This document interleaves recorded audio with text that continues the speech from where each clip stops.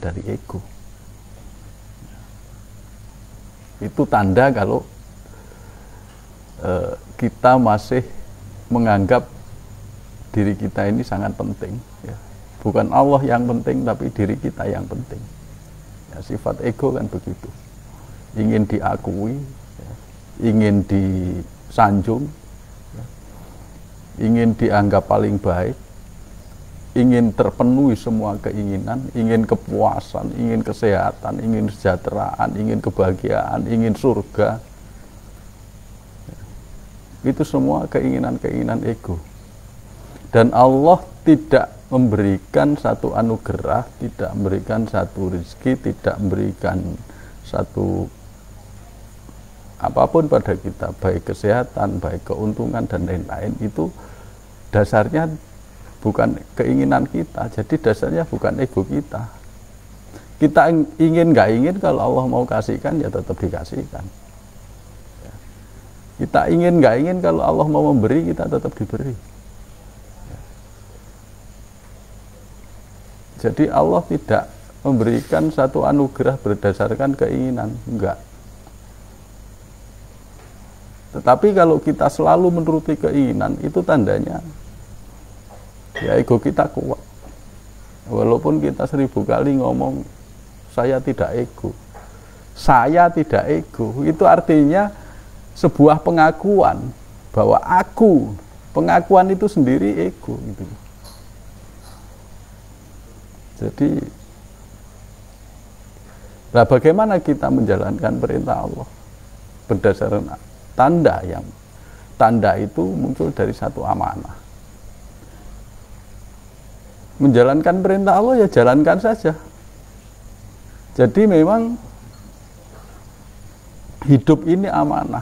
Manusia itu diberi amanah untuk menjadi khalifah Allah. Itu. Jadi khalifah Allah ini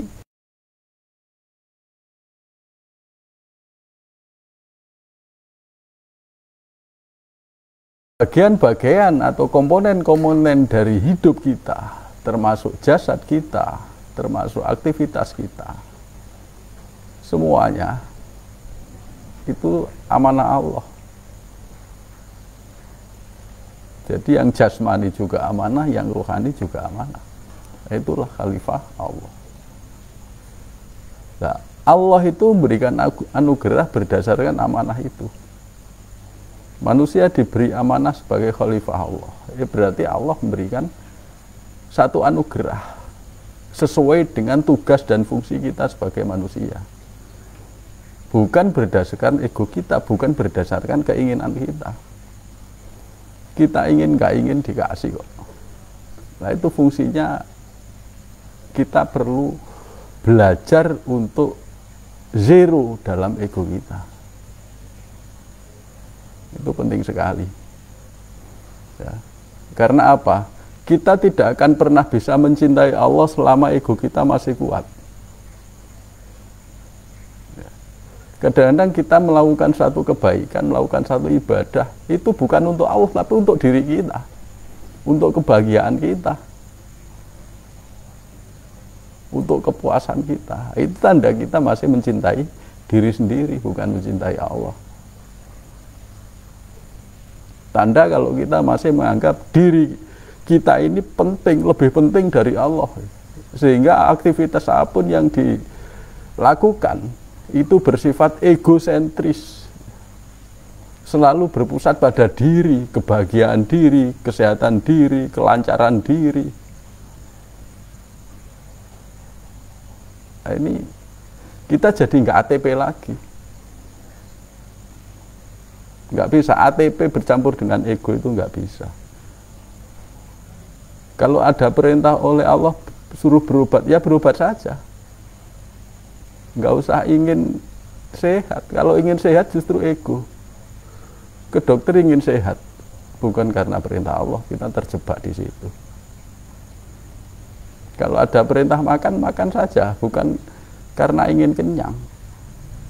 Kalau ada perintah untuk bersiar, ya siar saja. Nggak usah ingin ini, ingin itu, nggak usah pengen apa? Pengen mendapat pahala, pengen mendapat pengaruh, pengen jamaah banyak. Lah itu ego semua. Itu namanya egosentris. Semua berpusat dari ego kita, dari diri kita. Nah, itu. Akhirnya menganggap diri kita itu lebih penting dari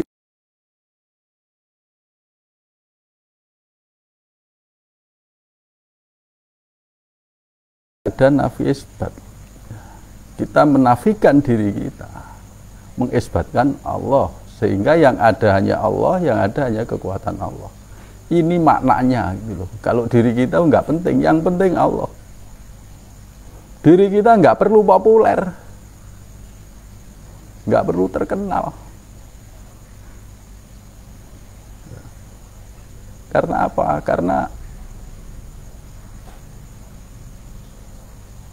kita itu nggak bisa apa-apa tanpa Allah. Nggak bisa apa-apa tanpa Allah. Kita bergerak, digerakkan Allah. Kita bisa ngomong ini karena kekuatan Allah juga. Yang menggerakkan kita untuk bicara itu Allah. Suara itu yang ciptakan juga Allah. Nah coba kita tidak dikasih suara, ya kayak ikan itu. Nggak dengar, kita mau ngomong apa. Itu jadi penting sekali kita berlatih menghilangkan keinginan-keinginan kita ya. Jangan hidup berdasarkan keinginan lah. Semakin banyak keinginan maka semakin banyak masalah. Coba kita introspeksi diri kita. Semakin kita punya keinginan, semakin kita punya masalah. Semakin besar keinginan, semakin besar masalah. Stres itu akibat apa? Akibat kesenjangan antara harapan dan kenyataan. Kesenjangan antara keinginan dengan kenyataan. Akhirnya apa? Stres. Coba kalau nggak ada keinginan, orang nggak akan stres. Wah sulit. Wah jauh, nggak ada keinginan, ya memang sulit kalau nggak dilatih. Tapi insya Allah bisa. Insya Allah kita bisa mengikis ya. Ego kita, dikikis lah. Terus belajar mengikis ego. Sampai ego kita nggak punya peran. Ego kita lebur dalam kemuliaan Allah. Lebur dalam kekuatan Allah. Lebur dalam ilham ketakwaan gitu loh. Nah ini pentingnya kita berlatih. Kalau ego kita itu sudah nol, maka baru kita bisa menjalankan ATP dengan benar.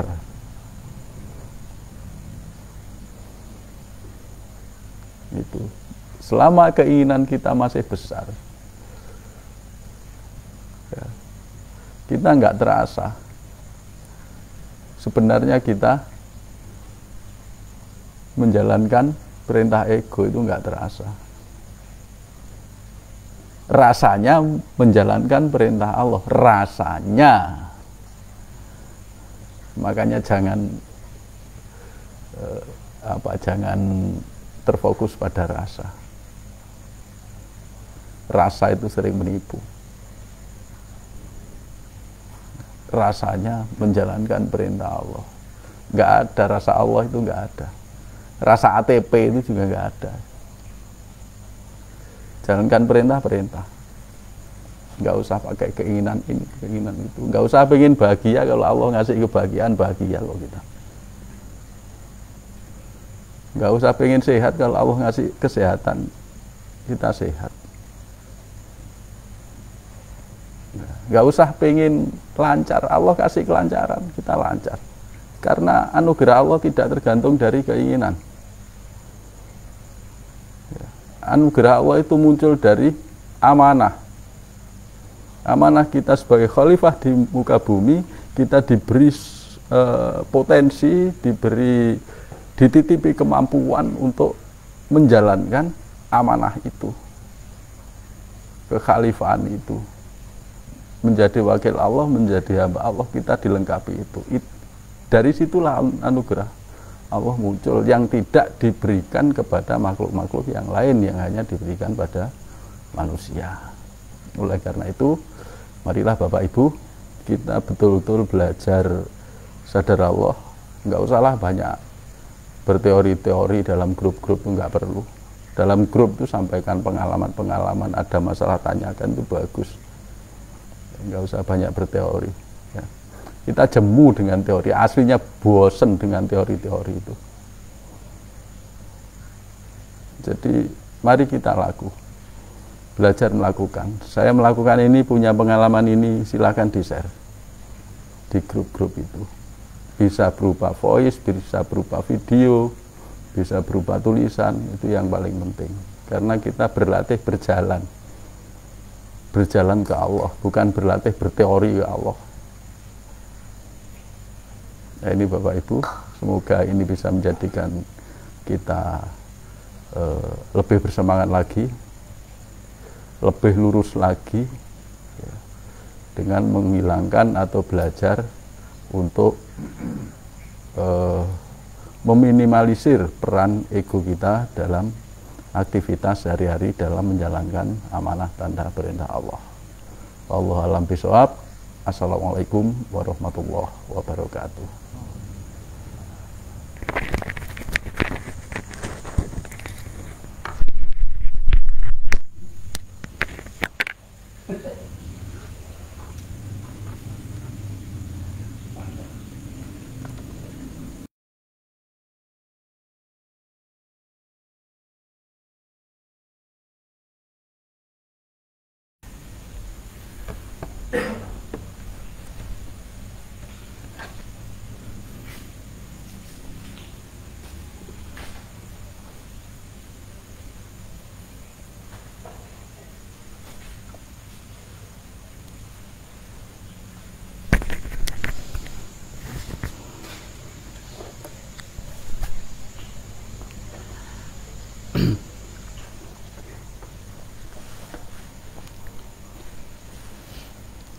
Bismillahirrahmanirrahim. Assalamualaikum warahmatullahi wabarakatuh. Alhamdulillahirabbil alamin. Shalatu wassalamu ala asyrofil anbiya'i wal mursalin wa ala alihi washabihi wasallim ajmain. Bapak Ibu yang sudah hadir di siaran live streaming pada malam hari ini melalui channel YouTube saya dan akun Facebook saya. Di Facebook ini sudah ada 22 ya. Cuma tadi belum sempat ngasih judul. Ya, ini kalau di mana di YouTube udah banyak ya, udah ada berapa ini? 70-an. Ya, 53 tadi saya lihat 70. Baik Bapak Ibu, pada malam hari ini kita akan membahas tentang konsep berdialog dengan Allah dengan kesadaran di dalam sholat. Ya, saya kira ini penting Bapak Ibu. Di sholat ini kan kita lakukan setiap minimal 5 kali dalam sehari. Kadang kita itu tidak menyadari loh kalau sholat itu. Problem utamanya itu bukan masalah bacaannya itu bener apa enggak itu. Bacaan wis bener kabeh. Bukan masalah gerakan ya wis bener kabeh. Wis lulus TPA. Tapi yang jadi permasalahan itu jadi sadar apa enggak gitu ketika sholat, menyadari apa enggak. Ini yang masih banyak menjadi permasalahan. Jadi mari kita bahas, walaupun ini materi-materi yang lama ya, materi-materi, tapi ada satu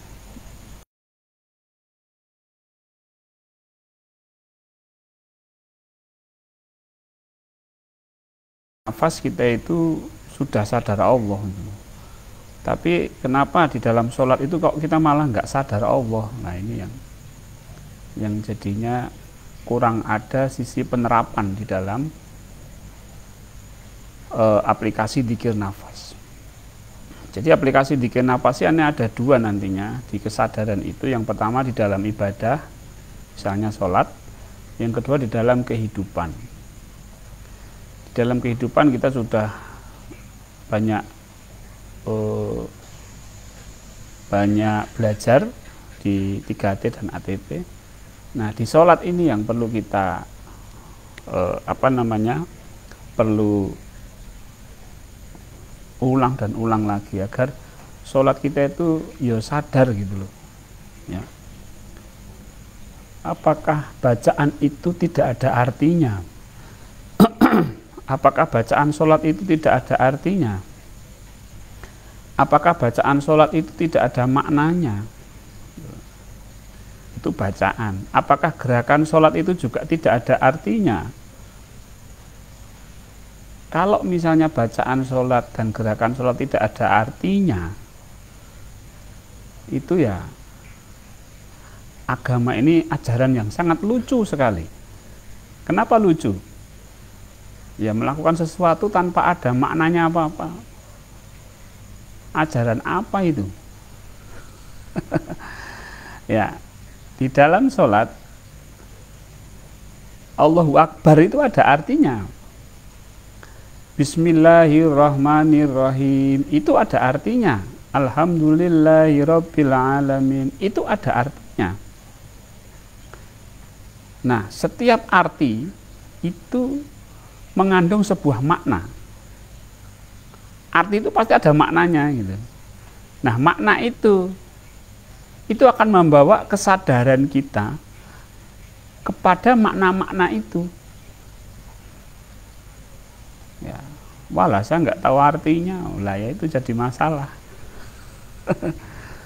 Sholat dari dulu sampai sekarang, mosok Al-Fatihah aja nggak tahu artinya gitu. Takbir aja nggak tahu artinya, kalau takbir tahu ya. Sujud aja nggak tahu artinya.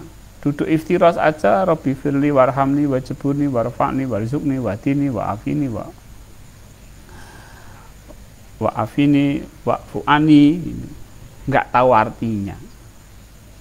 Ini yang harus menjadi PR, harus tahu artinya. Karena apa? Dari arti ini memiliki makna. Dari makna ini akan membawa kesadaran kita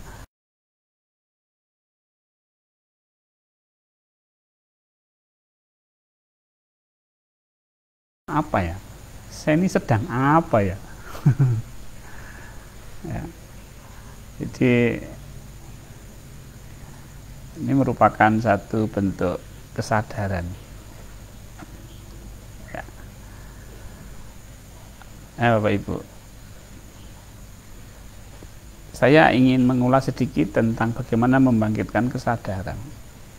Sebenarnya Bapak Ibu, kesadaran itu tidak susah. Kenapa kita belajar dzikir nafas? Itu kan artinya kita belajar sadar.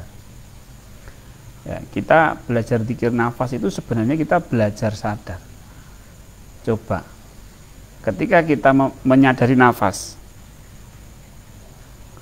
nafas masuk, nafas keluar. Nah, nafas masuk, nafas keluar itu kita sadari. Nah, ini kan nafas masuk, nafas keluar, nafas masuk, nafas keluar, kita sadar. Kemudian kita sadar yang menggerakkan nafas ini adalah Allah. Yang menggerakkan nafas ini adalah Allah. Nah, itu sudah sadar Bapak Ibu. Nah, ini sudah sadar. Ya. Kemudian ketika di dalam sholat, coba bawa kesadaran ini ketika kita mau sholat. Ya enggak apa-apa kalau kita sebelum sholat itu ya, sebelum sholat kita menyadari nafas dulu. Nafas ini yang menggerakkan Allah. Nah, setelah itu baru kita mau ngapain dengan Allah. Kita mau apa dengan Allah. Maka wujudkan kesadaran itu, bangkitkan kesadaran itu dengan niat. Niat itu merupakan satu bentuk fokus kita yang akan kita lakukan. Yang akan kita lakukan ini apa? Maka perlu niat. Ya, setelah kita sadar Allah, niat. Ya Allah, aku mau sholat. Aku mau sholat maghrib ya Allah. Niat lillah karenamu. Nah, itu kalau sudah di situ berarti terkunci sudah. Kesadaran kita itu ngelok, ngunci dari mulai takbir sampai salam. Ya, kita jaga kesadaran. Nah, kalau kesadarannya lari-lari ya berarti kembalikan lagi kesadarannya kan gitu. Itu aja, nggak usah repot-repot. Ya, itu aja kok repot. Jadi kalau kesadaran kita lari ya sadar lagi ya, sadar Allah lagi. Nah, jadi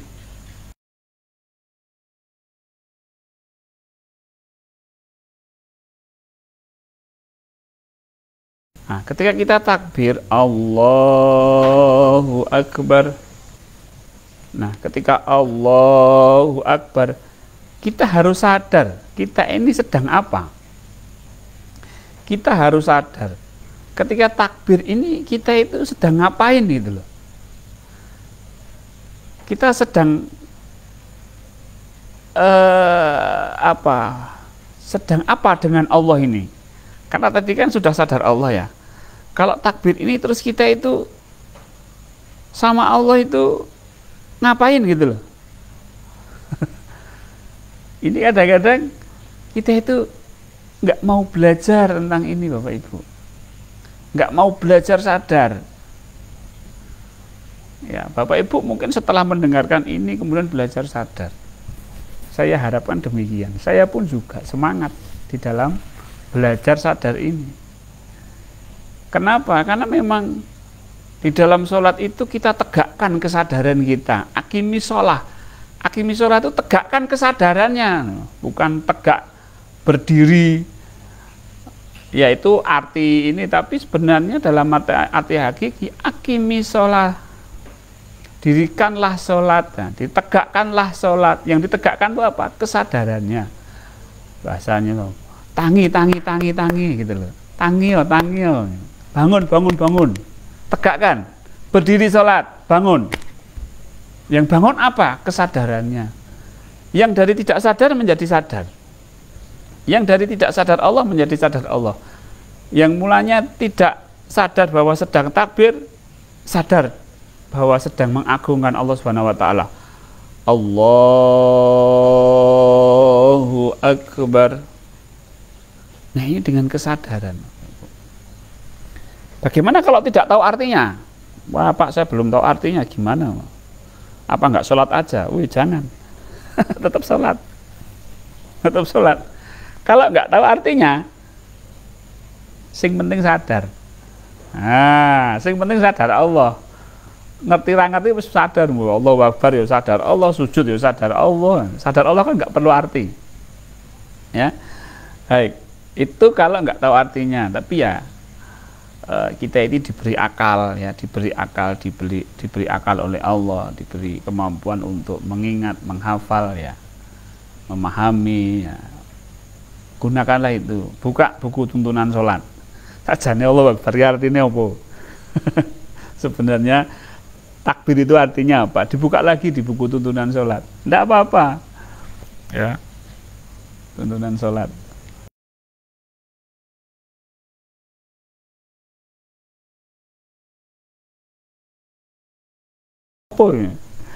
Artinya apa ini? Dibuka lagi tidak apa-apa, tidak usah malu. Atau mungkin bukunya udah hilang. Lama nggak dibuka. Baik.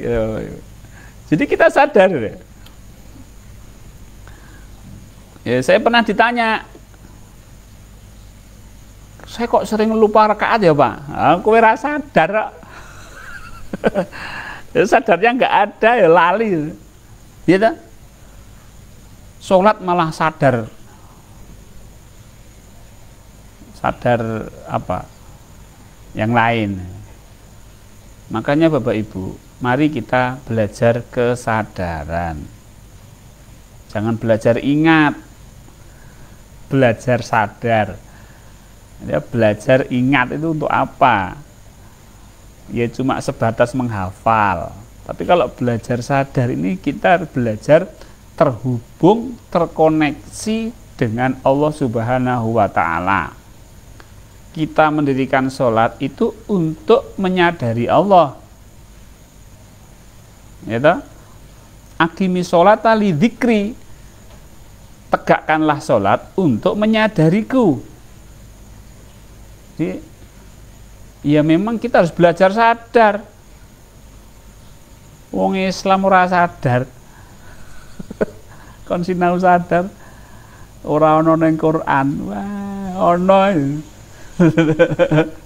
Ada ya gitu. Baik. Yang ada itu ingat di dalam Quran itu. Ora ana, ingat ya ora ana wong bahasa Indonesia.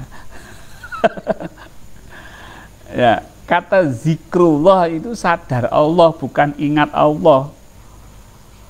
Ya, ini yang sudah saya kampanyekan. Kalau umat Islam itu, terutama pihak pemegang agama di Indonesia, mau merubah terjemahan Quran dari ingat Allah menjadi sadar Allah, umat Islam ini akan berubah. Karena apa? Kesadarannya bangkit gitu. Ngaji seminggu 4-5 kali ini nggak sadar-sadar ya.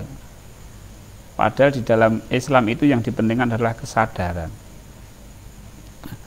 Bapak Ibu, ketika kita sholat, Allahu Akbar. Nah, ketika kita menyadari Allah di dalam takbir, coba kita diam. Namanya tumakninah. Takbir ya, agungkan Allah. Kita sudah mengagungkan Allah. Allahu Akbar. Nah, sikap kita mengagungkan, kesadaran kita mengagungkan. Coba diam. Diam di dalam mengagungkan Allah. Nah, ini poin di dalam sholat. Ada yang ketika begini itu dapat sesuatu pencerahan dari Allah. Ada yang tidak dapat apa-apa. Ada yang dapat tenang. Allah tenang. Jadi di dalam sholat kita tidak memikirkan lagi tentang apapun. Mau dapat ilham atau tidak, mau dapat tenang atau tidak, mau dapat sensasi atau tidak, mau terkoneksi dengan Allah apa tidak, tapi tugas kita adalah menyadari Allah ketika kita takbir.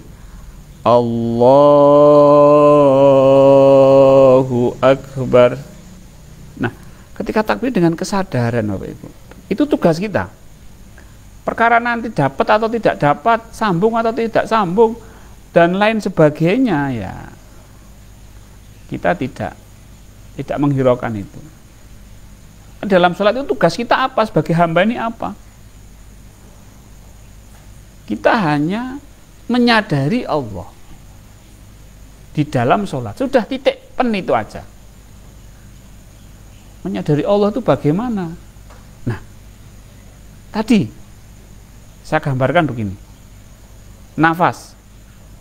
Kuncinya nafas saja Bapak Ibu, karena itu paling mudah. Coba Bapak Ibu perhatikan nafasnya. Bergerak enggak Bapak Ibu? Ya, bergerak. Yang menggerakkan itu siapa? Allah. Nah, itu sadar namanya.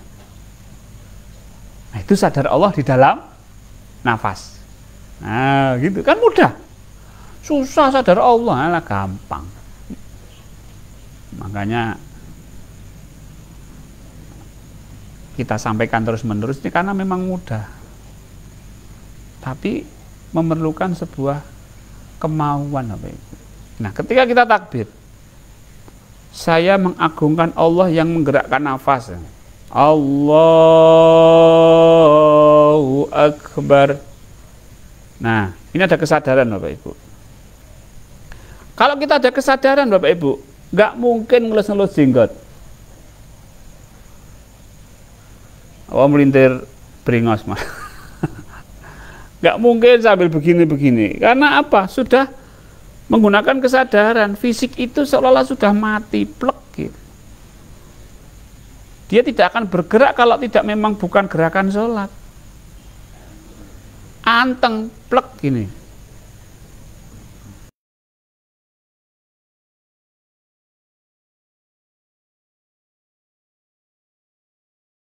Sholat itu dikencengin dhisik ngono lho. Nah, itu Bapak Ibu. Jadi kalau kita betul-betul sadar Allah di dalam sholat, ya, kita akan mendapatkan ada sesuatunya. Nah, tapi memang kita tidak fokus ke situ Bapak Ibu. Tapi sering dapat. Gitu loh. Baik. Ketika Bapak Ibu ruku, Allahu Akbar. Nah, ruku begini. Ruku ini kita sadar apa sebenarnya? Sadar sedang apa? Ini saya sedang ngapain ini?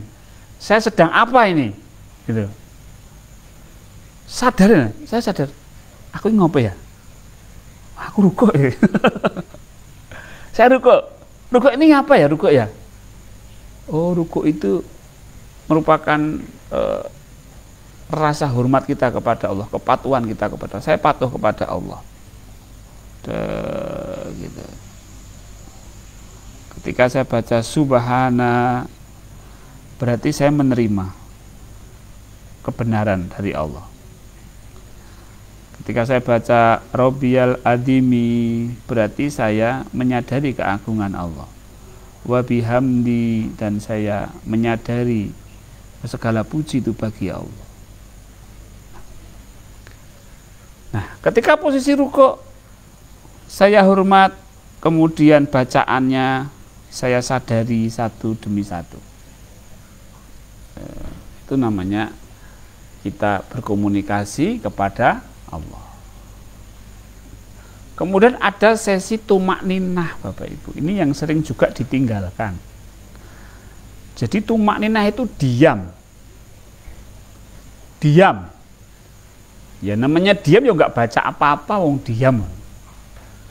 Tapi diamnya hanya diam fisik ini saja Bapak Ibu.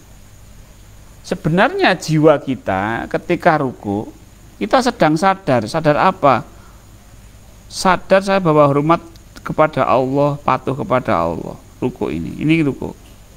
Ruku saya lama karena saya menyadari Allah, saya sedang hormat kepada Allah. Jadi rasa hormat itulah aktivitas saya di dalam diam. Jadi ruku saya ini aktif, meskipun fisik saya diam, saya tidak membaca apa-apa, tapi kesadaran saya aktif.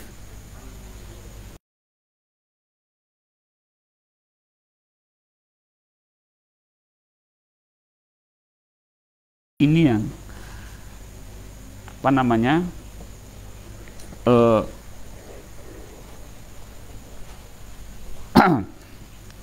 kita lakukan ketika ruku.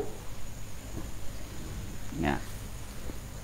Nah, dan semuanya Bapak Ibu, coba Bapak Ibu googling di internet tentang makna gerakan sholat. Ya, di googling lagi tentang arti dan makna bacaan gerakan sholat. Pelajari. Saya hanya memberikan kunci-kuncinya saja. Nah, Bapak Ibu, kita posisi sebagai hamba Allah itu jangan mengharap-harap respon dari Allah. Di dalam sholat kita tidak boleh mengharap respon, mengharap ilham, mengharap balasan-balasan dari Allah ketika kita sholat. Tidak boleh, karena kita sholat tugasnya sadar aja. Tapi di dalam Quran Bapak Ibu, bahwa ketika seorang hamba itu mengingatku, maka aku akan mengingatnya. ketika seorang hamba itu menyadari Allah, maka Allah itu akan merespon. Jika ada hambaku mendekat sehasta, maka Allah akan mendekat sejengkal. Jika hamba mendekat dengan berjalan, maka aku akan mendekat dengan berlari. Artinya apa? Di situ ada respon dari Allah, Bapak Ibu. Tapi respon itu jangan sampai ada di dalam pikiran kita. Respon Allah itu jangan sampai kita harapkan, kita inginkan. Nah, tadi dibilang oleh Mbah Zen, jangan ada ego. Betul. Sholat itu tidak ada keinginan apa-apa. Sholat ya sholat, sadar Allah. Jangan ada keinginan apa-apa. Jadi kita itu ya loss gitu ya. Nah, ketika ada respon dari Allah, ketika kita misalnya pas sujud, pasrah, ada satu pemahaman yang Allah berikan kepada kita, ya sudah terima. Sadari itu. Sadari dan terima. Gitu loh. Sadari dan terima. Nah, ketika kita menyadari dan terima, ya sudah, nanti itu akan hilang. Set. Nah, kita melakukan aktivitas sholat yang gerakan bacaan yang lain. Tapi sebenarnya Bapak Ibu, setiap gerakan dan bacaan itu akan menimbulkan respon-respon dari Allah Subhanahu wa taala. Cuma kita jangan mengekspektasi, ini yang penting. Kita harus loss harus apa? Tidak boleh berharap. Rasulullah itu kalau beliau sedang punya masalah, beliau sholat 2 rakaat. Ya, ketika beliau sholat, beliau tidak mengharapkan apa-apa. Beliau hanya sholat, tapi kemudian Allah memberikan sebuah jawaban-jawaban. Dan ini juga dilakukan oleh ulama-ulama, orang-orang soleh. Ketika beliau ada tamu yang memiliki problem yang berat gitu, beliau masuk kamar, masuk mihrab, masuk kamar, sholat 2 rakaat, kemudian Allah memberikan sebuah pemahaman. Tapi tidak ada di sini ekspektasi untuk itu, nggak ada. Kalau ada ekspektasi justru itu menghijab. Nah, ini Bapak Ibu, ketika kita berdialog dengan Allah Subhanahu wa taala di dalam sholat, maka Allah pun akan menjawab. Jawabannya ya bukan jawaban yang berupa huruf, bukan berupa suara, ya. Bisikan gaib apalagi. Ayo nang kuburan wae untuk wangsit. Enggak. Pemahaman dengan kesadaran. Oh iya. Oh, bahasa oh ini loh, Pak. Kita mendapatkan enggak ketika sholat oh itu? Kalau belum mendapatkan Bapak Ibu, coba lakukanlah kesadaran di dalam sholat. Nanti akan mendapatkan oh. Banyak O-nya. Kalau bahasa ininya ya, bahasa psikologinya itu aha gitu ya. Ada ahanya, oh aha, namanya itu enlightenment atau sebuah pencerahan atau sebuah apa namanya? Ilham, petunjuk kan gitu. Ya. Nah, Bapak Ibu, asik sholat itu Bapak Ibu kalau kita bisa berdialog dengan Allah di dalam sholat. Dialognya ya bukan ngobrol-ngobrol kayak saya jagongan sama ngobrol sama Mbah Bejo sama Kang Darman, ya beda. Jadi kita dengan kesadaran ya, dan kita melakukan sholat itu sebenarnya dialog. Kalau saya sujud itu Allah kemudian memberikan sebuah pemahaman baru tentang kepasrahan, tentang keziruan, tentang kefanaan, tentang sibgo. Nah, itu pelajaran-pelajaran yang ada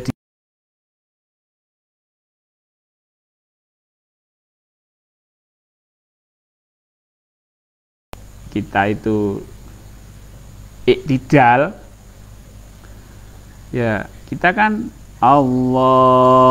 sami Allahu liman hamidah Rabbana walakal ham, itu kan kita menyadari bahwa seluruh alam ini berterima kasih kepada Allah.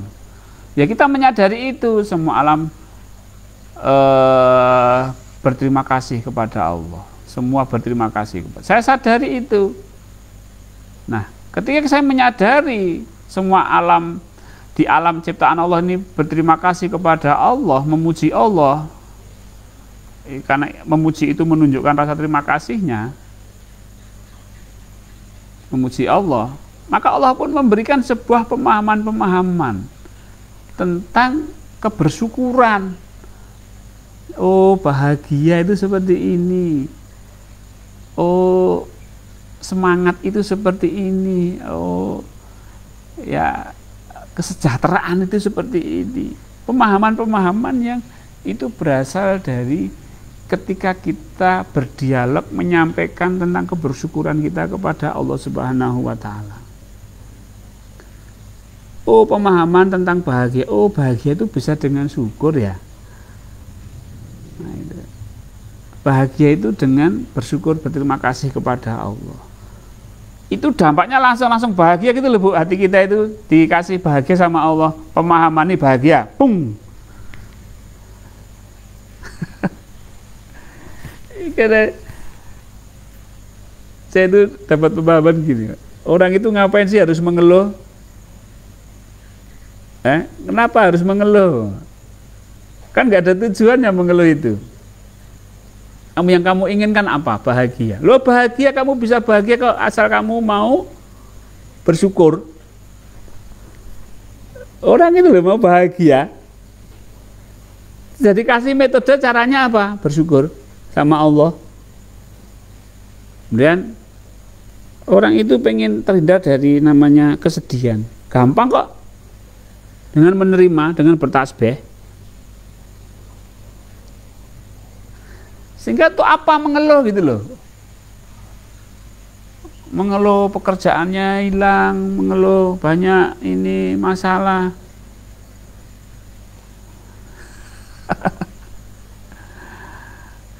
Apa nggak bisa makan? Ya bisa, kan bisa toh. Ngapain harus mengeluh gitu loh? Lah kan masih kepikiran utang. Oke lah, kepikiran enggak apa-apa. Coba terima kepikiran.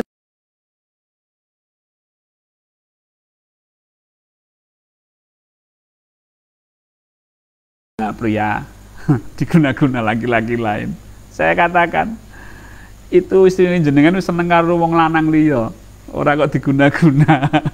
Aja nyalahke wong lanang, bojone jenengan iki seneng karo wong lanang kuwi aja gitu. Wis to. Dinasehati istrinya masih bisa menerima amanah sebagai istri jenengan enggak? Kalau enggak bisa ya culke ae ngono. Lah wis seneng karo wong liya, Pak. Sudah seneng sama laki-laki lain, ya toh? Kan wis fatal itu ya. Dinasehati wis ra gelem. Nah. Culke wae ngono. Ya. Tapi karena keegoan, rasa cinta istri memiliki istri, wah ya sudah. Jadi masalah. Ya wis terserah jenengan, wong sing mutuskeun jenengan. Aku cuma pokoknya jangan apa karena diguna-guna. Guna-gunain itu guna-gunain. Sekarang jasa guna-guna tuh masih ada toh. Kalau ada saya ditunjukkan kemana tempatnya itu. Kok masih ada di sana karena disihir sama orang, terus ke sana di apa sakitnya itu dibuat sama orang sih. Jadi mana tempatnya itu saya juga sampai sekarang nggak tahu loh. Jasa apa namanya? Jasa guna-guna. Nggak ada. Itu aja, wis gampang-gampangan gitu. Terus nek ora amanah ya wis ngono wae itu. Dinasihati nggak bisa kok, gimana? Berarti kan amanah sebagai suami kan sudah selesai. Amanah sebagai suami sudah dipenuhi, dinasihati nggak bisa, 2-3 kali dinasihati nggak bisa, wis lah wis. Gitu. Wah, saya itu kadang-kadang kalau dicurhati ya kejem, Mbak. Dicurhati kejem. Lah, ya, ya biar itu loh, biar apa, cepat sadarnya. Kadang orang tidak diberikan satu kesadaran itu. Akhir itu. Ya mungkin pikirannya itu kalau yang namanya pembimbing gitu ya, atau pembina itu ya, bijaksana bijak sini gitu ya. Kalau saya enggak, wes ngene lho, angel-angel.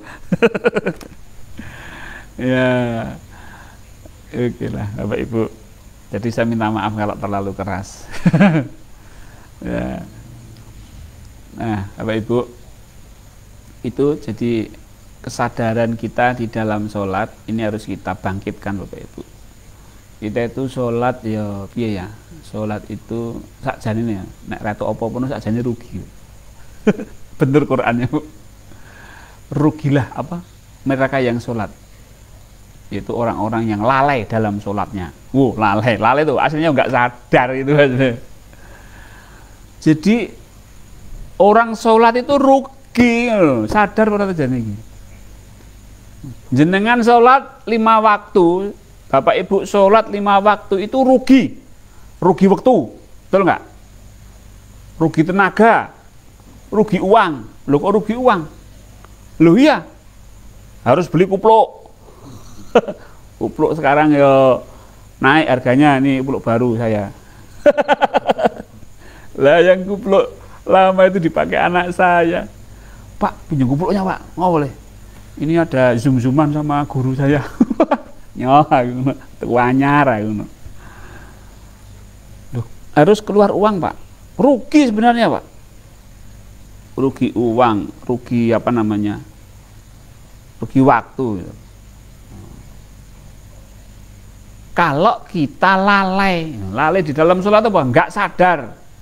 Allahu Akbar, Bismillahirrahmanirrahim, Alhamdulillahirrabbilalamin, Ar-Rahmanirrahim, Maliki Yaumiddin, Iyyaka na'budu wa iyyaka nasta'in. Nggak sadar. Nggak sadar dia sedang apa. Kowe iki maca apa, kowe iki ngomong apa, aja-aja kowe iki ngumyang. Tahu nggak ngumyang? Ngumyang itu apa Pak Mul? Ngigau, ngigau mending Pak tidur, ini nggak tidur Pak. Ngumyang itu kayak orang itu loh, yang terganggu jiwanya itu, ngomong nggak jelas, gemremeng apa-apa nyau. Lah iya sama tuh dengan kita sholat, kalau kita nggak sadar dengan apa yang sedang kita ucapkan itu. Ini kritik pedas, pedas tapi menyehatkan. Mari kita mulai sekarang sadari sholat kita biar tidak rugi Bapak Ibu. Sholatnya rugi, puasanya rugi, wah. Nanti kalau di akhirat, lu timbanganku kok, timbangannya kok apa? Jeglek, padahal saya sholat, saya puasa, walah, kowe ora sadar. Wis dikandani karo Pak Pur. Kon sadar, ora sadar. Itu. Ya, jadi kita mari Bapak Ibu, kita sholat kita dengan sadar, zikir kita dengan sadar, kehidupan kita itu dengan sadar. Maka Bapak Ibu, jadilah saat ini dan di sini. Ya, saya ini sadar.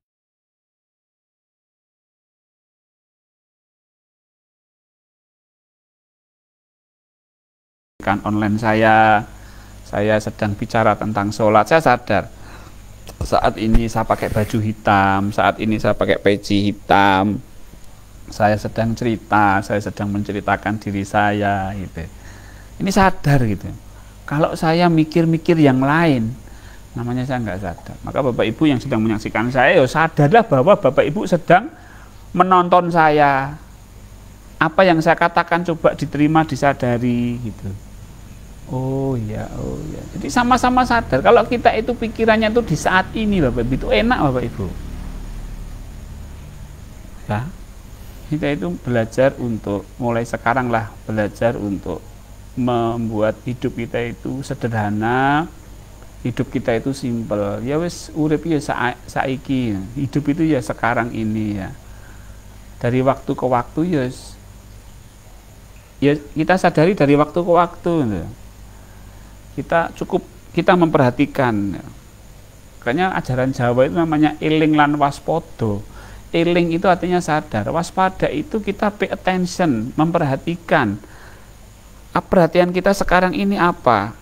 Dan sadar dan kita perhatian dan sadar, namanya eling lan waspodo. Maka orang eling waspodo itu, kata Joyoboyo itu luweh untung, lebih beruntung gitu loh. Ya. So ana ketaman zaman edan, sing edan ora keduman, ning sing luwih untung yaitu wong sing eling lan waspada. Eling lan waspada, sadar. Maka ini cocok sekali dengan kajian kita tentang kesadaran. Sadar apa? Ya sekarang ini Bapak Ibu. Sadar in the present moment. Nah, pay attention in the present moment.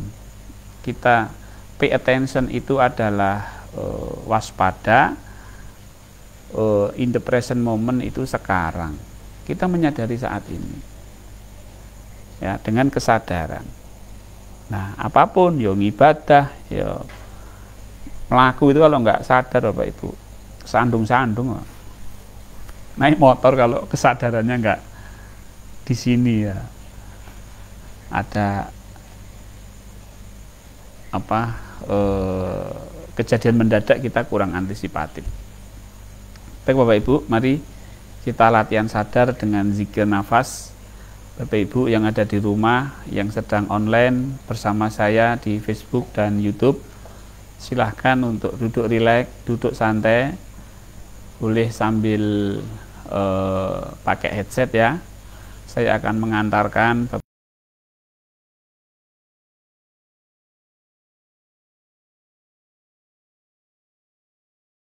Bapak Ibu, nafas ini sangat luar biasa. Ini adalah anugerah Allah Subhanahu wa taala.